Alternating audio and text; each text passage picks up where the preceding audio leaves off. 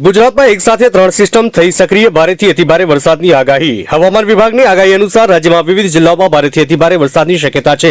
ઉત્તર ગુજરાત અને સૌરાષ્ટ્રમાં ધોધમાર વરસાદ વરસી શકે છે, જ્યારે અમદાવાદમાં પણ ગાજવીજ સાથે વરસાદની શક્યતા છે। જોકે 2 દિવસ બાદ રાજ્યમાં વરસાદનું જોર ઘટવાનું પણ અનુમાન છે। હવામાન વિભાગ મુજબ રાજ્યમાં હાલ એક સાથે ત્રણ સિસ્ટમ સક્રિય હોવાને પગલે વિવિધ વિભાગોમાં વરસાદની આગાહી કરવામાં આવી છે।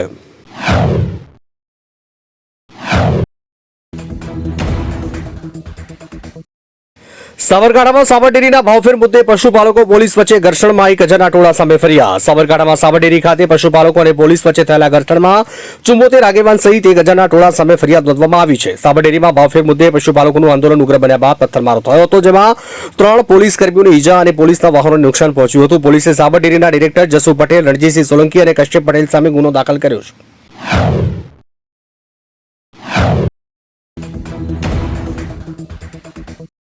વડોદરા બાદ હવે જૂનાગઢમાં પણ પુલ તૂટવાની ઘટના, હિટાચી મશીન સહિત લોકો નદીમાં ખાબક્યા। વડોદરા બાદ જૂનાગઢના માંગરોળ તાલુકાના આજબ ગામ નજીક અચાનક પુલ તૂટી પડ્યો છે। રિપોર્ટ મુજબ આંત્રોલીથી કેશોદ તરફ જતા રોડ પર પુલનું સમારકામ થઈ રહ્યું હતું। સમયે પુલનો સ્લેબ ધરાશાયી થતા પુલ ઉપર ઉભેલા લોકો અને હિટાચી મશીન નદીમાં ખાબક્યું હતું। ઘટનામાં કોઈ જાનહાનિના સમાચાર નથી। ઇજાગ્રસ્તોને સારવાર માટે નજીકની હોસ્પિટલમાં ખસેડાયા છે।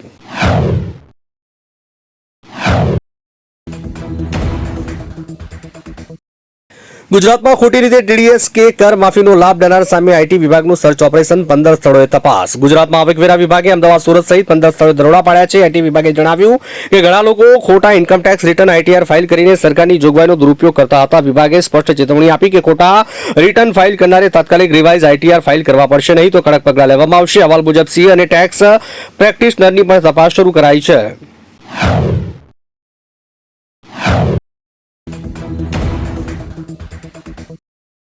અમદાવાદમાં સીટીએમ નજીક પેસેન્જર ભરવા બાબતે જાહેરમાં શખ્સોએ કારના કાચ તોડી મારામારી કરી। અમદાવાદના સીટીએમ એક્સપ્રેસ હાઈવે પર નજીક મુસાફરોને બેસાડવા બાબતે કેટલાક શખ્સોએ કારના કાચ તોડી નાખ્યા।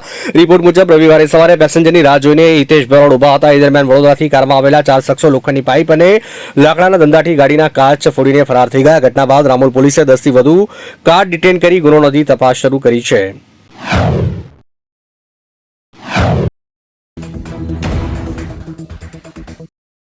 સવારે ઉઠતાની સાથે જ 1 લીટર પાણી કેમ પીવું જોઈએ? ઇન્ટરનલ મેડિસિનના સિનિયર કન્સલ્ટન્ટ ડોક્ટર મંજુષા અગ્રવાલે કહ્યું કે સવારે ઉઠતાની સાથે 1 લીટર પાણી પીવું ફાયદાકારક બની શકે છે। તેમણે કહ્યું કે આનાથી ઝેરી તત્વો બહાર નીકળી જશે અને શરીર વધુ સારી રીતે કાર્ય કરશે। કબજિયાત અને ફૂલેલું પેટ દૂર થઈ શકે છે, પાચનમાં સુધારો થઈ શકે છે, તેના સ્પષ્ટ પરિણામો ત્વચા પર જોઈ શકાય છે।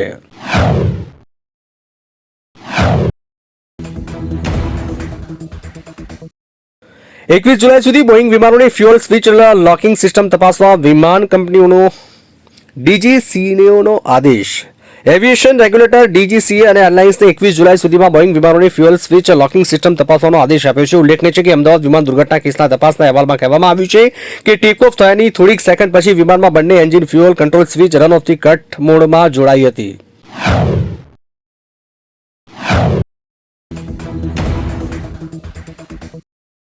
ગંભીરાપુરી દુર્ઘટનામાં લાપતા યુવકના પુતળાને અગ્નિદાહ આપી પરિવારે કર્યા અંતિમ સંસ્કાર। વડોદરામાં ગંભીરાપુરી દુર્ઘટનામાં લાપતા થયેલા 22 વર્ષીય વિક્રમસિંહ પડિયાનું પુતળું મૂકીને પરિવાર દ્વારા અંતિમ સંસ્કાર કરાયા। પરિવારે મહીસાગર નદી કિનારે તેના મૃતદેહની જગ્યાએ પુતળાને અગ્નિદાહ આપીને અંતિમ સંસ્કાર પૂર્ણ કર્યા છે। તંત્ર દ્વારા યુવકની શોધખોળ કરવામાં આવી રહી છે, પરંતુ હજુ સુધી કોઈ સફળતા મળી નથી। બ્રિજ દુર્ઘટનામાં 20 લોકોના મોત નીપજ્યા હતા।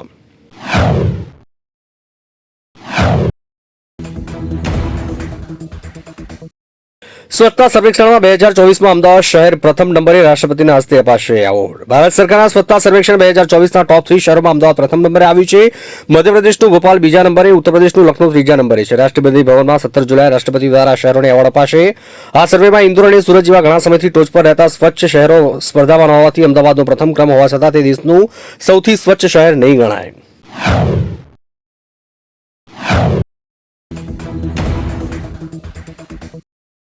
ગુજરાત હાઈકોર્ટની ઓનલાઈન સુનાવણી દરમિયાન ટોયલેટમાં બેસી હાજરી આપનાર યુવકને 1 લાખનો દંડ। ગુજરાત હાઈકોર્ટમાં કેસની ઓનલાઈન સુનાવણી દરમિયાન શૌચાલયમાંથી હાજર રહેનાર અબ્દુલ સમદને 1 લાખનો દંડ ફટકારાયો છે। હાઈકોર્ટની ઓનલાઈન સુનાવણીનો વિડીયો પણ વાયરલ થયો, જેમાં લોગિન થયેલો અબ્દુલ સમદ ગળામાં બ્લુટૂથ ઇયરફોન અને મોબાઈલના થોડા અંતર રાખીને શૌચાલયમાં બેઠેલો જોવા મળે છે। ગુજરાત હાઈકોર્ટે યુવક સામે સુઓ મોટો કન્ટેમ્પ્ટ પ્રોસિડિંગ્સ હાથ ધરીને રજિસ્ટ્રી પાસેથી આ સમગ્ર મામલાનો રિપોર્ટ મંગાવ્યો હતો।